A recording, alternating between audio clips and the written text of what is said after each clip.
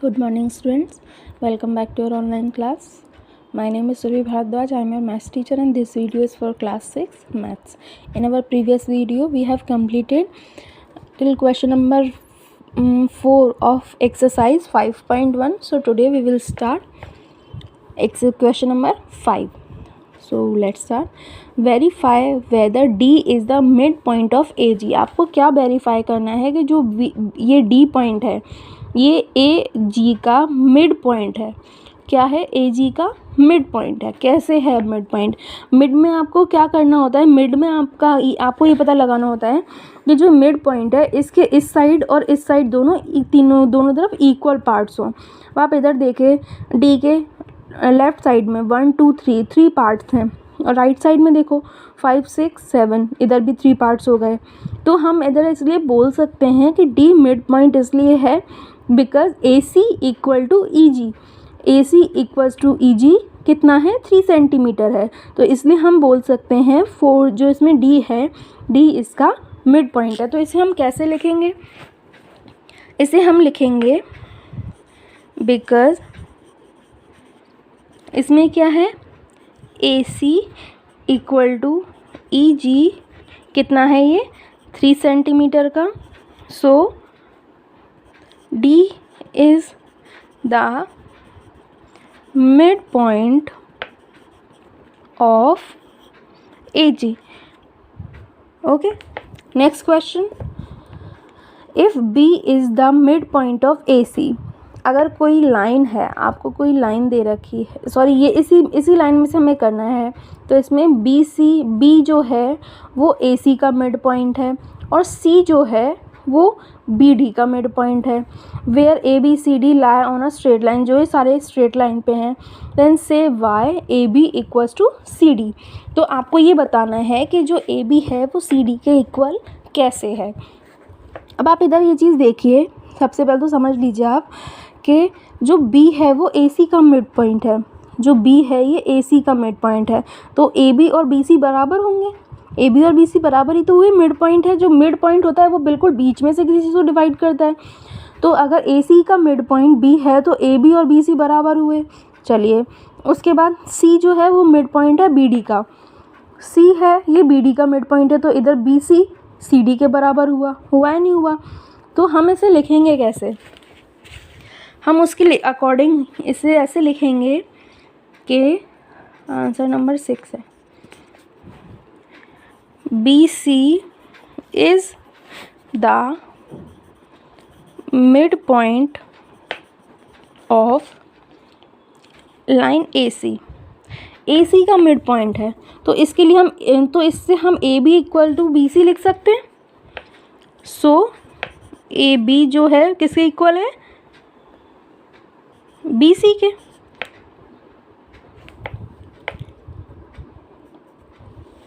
उसके बाद क्या लिख रहा है? C is the mid point of BD. C is the mid point of BD.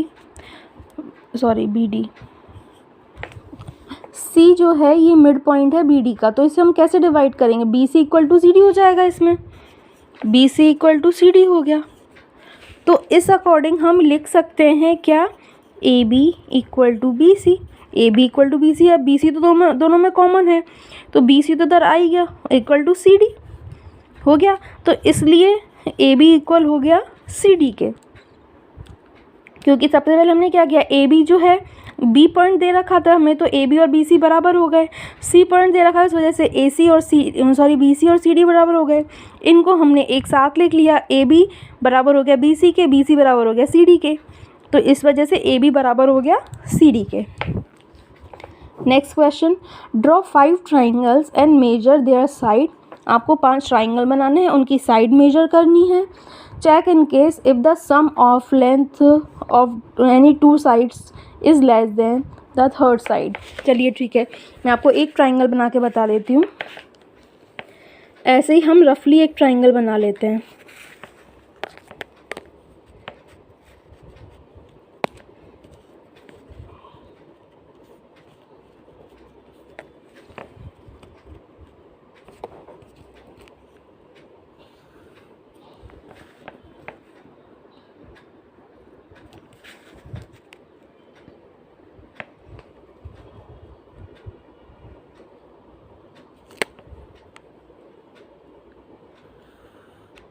ये हमने रफली एक ट्राइंगल बना लिया। अब इस ट्राइंगल में हम क्या करेंगे, मेजर करेंगे। इसे हम यहीं तक मेजर करेंगे, आगे इतनी एक्स्ट्रा नहीं। अब मेजर करते हैं कितनी कितनी है इसकी जो लेंथ है वो। पहले से नेमिंग कर देते हैं, ये ए, ये बी और ये सी। अब इनको मेजर करते हैं इसकी लेंथ को। इसकी लेंथ कितनी आई है, 0 पे इधर रखा और इधर आई है 3 पे। 3 पे ही आ रहा है पॉइंट, तो इसकी लेंथ क्या हो गई, 3 सेंटीमीटर। अब ए बी को मेजर करते हैं, ये कितना आया, यहाँ से यहाँ पे 0 पे रखेंगे इसे और यहाँ रखते हैं इसे इसके लास्ट पॉइंट पे। तो ये कितने पे आया, 3.2 पे। तो इसकी वैल्यू, इसकी क्या आ गई, 3.2 सेंटीमीटर। अब ए सी को मेजर करते हैं, 0 पे रखा, 0 से मेजर करना शुरू करेंगे हम।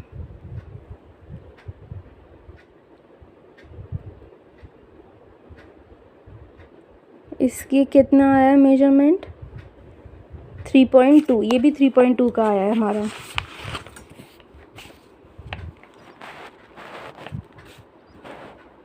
Three 3.2 centimetre. तो अब हमें क्या प्रूफ करना है इसमें, the sum of the lengths of any two side is always less than the third side. तो अब चलिए देखते हैं, इन दोनों साइड को ऐड कर लेते हैं इससे।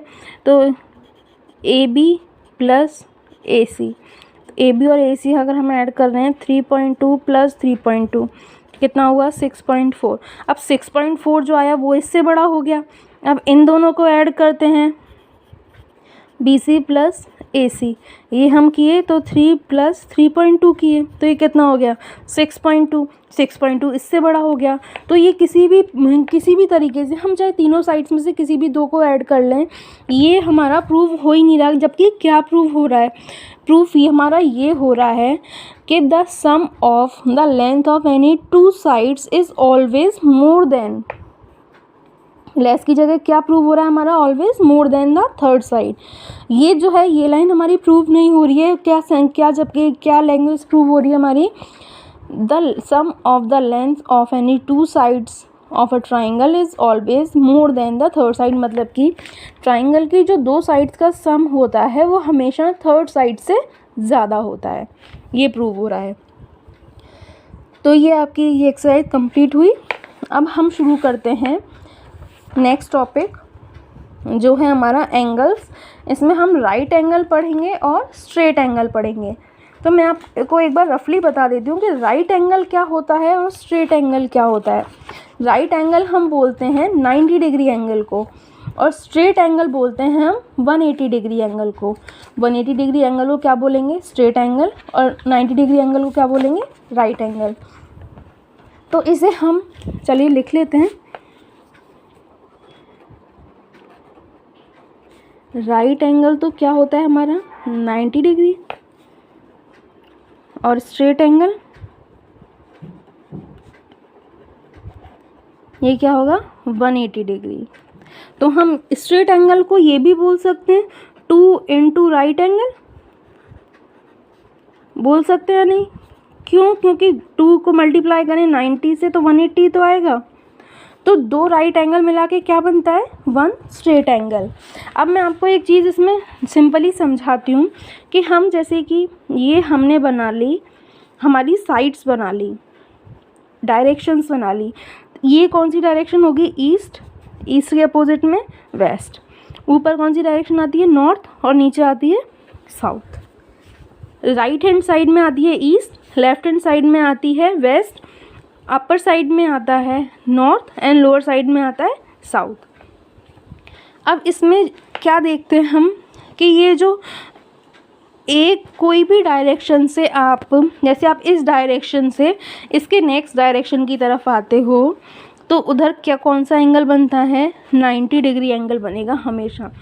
आप एक डायरेक्शन से जब दूसरी डायरेक्शन, कंटिन्यू आने वाली दूसरी डायरेक्शन, ये नहीं कि आपने एक डायरेक्शन बीच में स्किप कर दी, कंटिन्यू जो डायरेक्शन में आप आते हो तो क्या कौन सा एंगल बनता है, 90 डिग्री।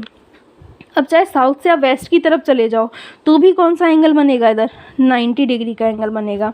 साउथ से ईस्ट की तरफ चले जाओ तो भी कौन सा एंगल बनेगा, 90 डिग्री का एंगल बनेगा।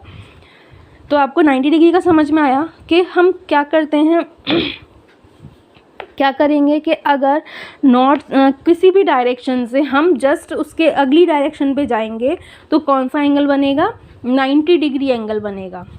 कौन सा, राइट एंगल बनेगा। अब दूसरी चीज़ क्या है इसमें, स्ट्रेट एंगल की। स्ट्रेट एंगल की क्या है कि अगर हम एक डायरेक्शन से उसके कंटिन्यू आने वाली दूसरी डायरेक्शन को स्किप करके और थर्ड डायरेक्शन पे आएंगे, एक ये चार हमारी डायरेक्शंस हैं, तो एक डायरेक्शन से हम उसकी सेकंड वाली डायरेक्शन को स्किप करके डायरेक्ट थर्ड डायरेक्शन में आ गए, तो हमारा ये कौन सा एंगल बना, ऐसा वाला। तो कौन सा हो गया, 180 डिग्री। 180 डिग्री हो गया, मतलब कि स्ट्रेट एंगल हो गया। जिस एंगल में आपको स्ट्रेट लाइन दिख गई वो कौन सा एंगल है, स्ट्रेट एंगल है। अब ये हम इसे ऐसे भी लिख सकते हैं, नॉर्थ से ईस्ट में आए तो ये 90 डिग्री बना, अब ईस्ट से साउथ में आए तो ये भी 90 डिग्री बना, और इधर दो 90 डिग्री हो गए तो 2 × 90 डिग्री क्या होता है हमारा, स्ट्रेट एंगल होता है। तो जिस एंगल में आपको स्ट्रेट लाइन दिख गई वो कौन सा होगा, आपका स्ट्रेट एंगल होगा। और जिस एंगल में आपको एल शेप दिख गई, यहाँ ये एल शेप है, यहाँ ये भी एल शेप है, तो जहाँ आपको एल शेप दिख गई, परफेक्ट एल शेप, वो कौन सा एंगल होगा, वो होगा आपका राइट एंगल। तो इसमें भी आपको यही दिखा रखा है कि डायरेक्शन से डायरेक्शन के आप उनके बाद आप नेक्स्ट डायरेक्शन पे आते हो, चाहे आप क्लॉकवाइज आओ चाहे एंटी क्लॉकवाइज आओ। घड़ी हमारी ऐसे चलती है और उसके अपोजिट साइड में चलाओगे तो वो एंटी क्लॉक हो जाएगा। तो आप चाहे क्लॉकवाइज चलो चाहे एंटी क्लॉकवाइज चलो, आप एक डायरेक्शन से जस्ट नेक्स्ट वाली डायरेक्शन पे आओगे तो कौन सा एंगल बनेगा, राइट एंगल बनेगा। अब नेक्स्ट इसमें आते हैं, इसमें क्या लिखा हुआ है, उसके बाद आप एक अगर एंगल को स्किप कर दो, सॉरी एक आपने डायरेक्शन स्किप कर दी, इधर हमारी ईस्ट आती, ईस्ट आपने स्किप कर दी और ईस्ट के जस्ट बाद कौन सी आएगी, फिर साउथ आएगी, तो ये स्ट्रेट लाइन बन गई, तो कौन सा एंगल हो गया, स्ट्रेट एंगल हो गया। कौन सा एंगल हो गया, स्ट्रेट एंगल हो गया। तो कहीं भी आपको सीधी लाइन बन रही है, चाहे वो इधर से दिखे चाहे इधर दिखे, एंगल में कहीं भी बिल्कुल सीधी लाइन दिख रही है तो कौन सा एंगल हो गया, वो स्ट्रेट एंगल हो गया। अब थर्ड आता है, थर्ड क्या है, कंप्लीट एंगल। थर्ड कौन सा एंगल है आपका, कंप्लीट एंगल। कंप्लीट एंगल कौन सा होता है, 360 डिग्री, जिसमें एक पूरा ज़ीरो बन जाए। ज़ीरो बन जाए तो हम ये भी बोल सकते हैं कि यहाँ पे कितने बज रहे हैं, 12। 12 से दोबारा अगर 12 पे एक हमारी कोई भी जो घड़ी की सुई है, कोई भी सुई अगर दोबारा से एक नंबर से शुरू होकर दोबारा उसी नंबर पे अगर पहुँच जाती है तो कौन सा एंगल बनता है, कंप्लीट एंगल, क्योंकि वहाँ एक पूरा सर्कल बन जाता है। तो जहाँ जिस भी चीज़ में एक पूरा सर्कल बन रहा है वो क्या होता है, हमारा कंप्लीट एंगल। अब इसमें जो ये डिवाइडेशन दे रखे हैं ये कैसे दे रखे हैं, मैं आपको रफली एक वॉच बना के देखती हूँ।